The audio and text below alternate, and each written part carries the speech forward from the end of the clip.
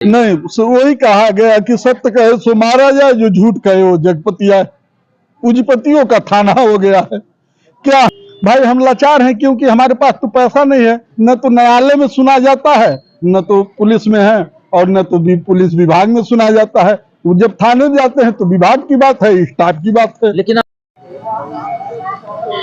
हमारे साथ एक पीड़ित हैं जो आप देख सकते हैं हमारे बगल में खड़े हैं।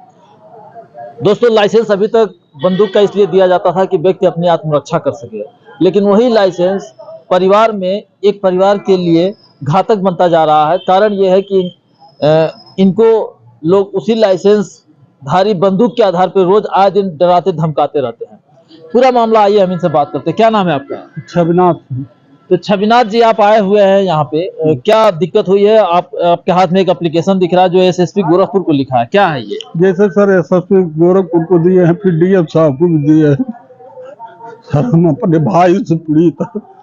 नहीं, आप जब रोएंगे तो बात कैसे कर पाएंगे? जैसे सर उनके पास शस्त्र लाइसेंस पता नहीं डीएम साहब कैसे दे दिए, बिना समझे बूझे, बिना दिमाग के।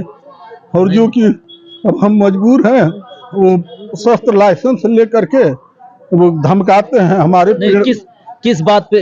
देखिए, आप रोएंगे तो अपनी बात कैसे कह पाएंगे? आखिर आपके भाई हैं वो, आपके सहोदर भाई हैं, तो सगे भाई हैं, जो कि भाई पिता के समान उपमा दिया जाता, लेकिन हम पीड़ित हैं, ऑटो चला के किसी तरह से जीवन यापन करते हैं। और आखिर क्या वजह है कि आपके ही भाई आपके साथ जो है कि बंदूक लेकर के दौड़ा रहे हैं, क्यों?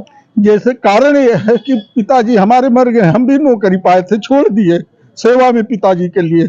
और जो कि ये पता नहीं विधाता की क्या भगवान की महिमा है, उनको अभिमान हो गया शस्त्र का, नौकरी का। हम बेरोजगार हैं, हमको सताया जा रहा है। नहीं तो आए दिन आपसे झगड़े की वजह क्या है? वजह तो कुछ होगी ना? झगड़े की वजह कुछ नहीं है, केवल जमीन का मामला है। जमीन हमारा कब्जा करना चाहते हैं, जो कि पिताजी पहले से बांट करके चले गए हैं। कितना जमीन आपके हिस्से में है? तो हमारे हिस्से में 1 बीघा पड़ेगा, 1.5 बीघा। तो जो आपके बड़े भाई लोग हैं वो उस जमीन को भी कब्जा करना चाह रहे हैं। जैसे कि जमीन को पौधा लगा लिए हैं, और पहले तो जमीन था, पक्की सड़क नहीं था, मोदी सरकार ने पक्की कर दिया। तब उसके बाद जो है अब कहते हैं रोड के भी किनारे हमको चाहिए। बताइए, नौकरी भी पिताजी के सेवा में छोड़ दिए, रोड के किनारे हम दे दें। मान लीजिए भविष्य में दुकान खोल सकते हैं, और 10 साल से, 12 साल से, 15 साल से हमने जो है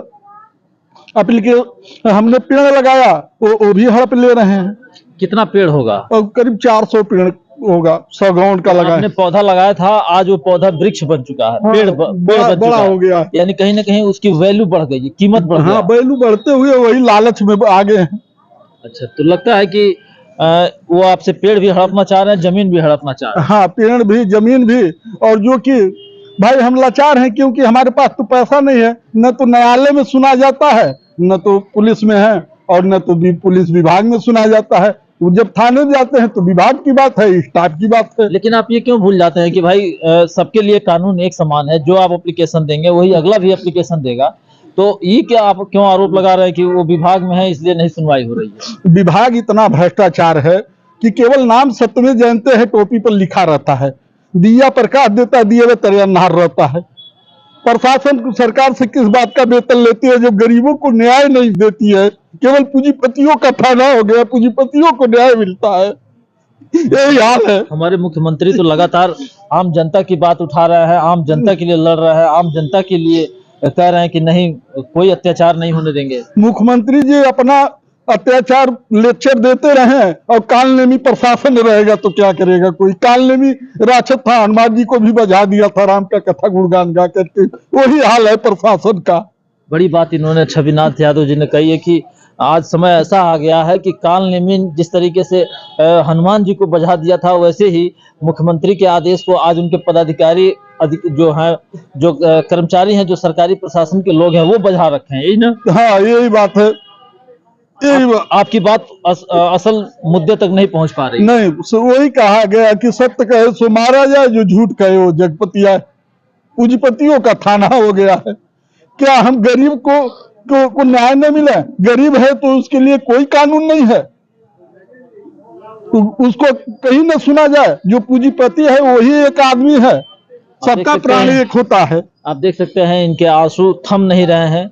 इससे साफ पता चल रहा है कि ये बहुत ज्यादा दबाए, सताए और प्रताड़ित किए गए हैं, और वो भी कोई गैर नहीं है बल्कि इन्हीं के खुद के सहोदर भाई हैं, अपने भाई। सगे भाई हैं। क्या मांग कर रहे हैं?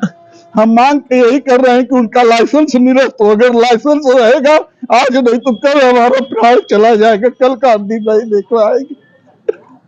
छविनाथ जी की हम खुद ही इस खबर को बनाते हुए द्रवित हो चुके हैं, लेकिन जो हमारा काम है खबरों को दिखाना, लिखना, छापना, चलाना, वो हम पूरी ईमानदारी से कर रहे हैं। आप देख सकते हैं इनके हाथ में एसएसपी गोरखपुर को यह एप्लीकेशन दे रखा गया है। अच्छा, ये एप्लीकेशन आपने कब दिया? कल दिए हैं, आज डीएम साहब से मिलने आए थे। डीएम साहब नहीं, डीएम साहब के कार्यालय में बाबू को दिए हैं। क्या वहां से आश्वासन मिला है? बस यही कहते हैं होगा कार्रवाई, होता है कुछ नहीं। कहीं जाते हैं कि क्या बताए, सारा मामला थाने से ही चौपट है विभाग में होने के नाते। बिल्कुल पुलिस कहती है पहले विभाग का काम होगा, तुम्हारा काम देखा जाएगा।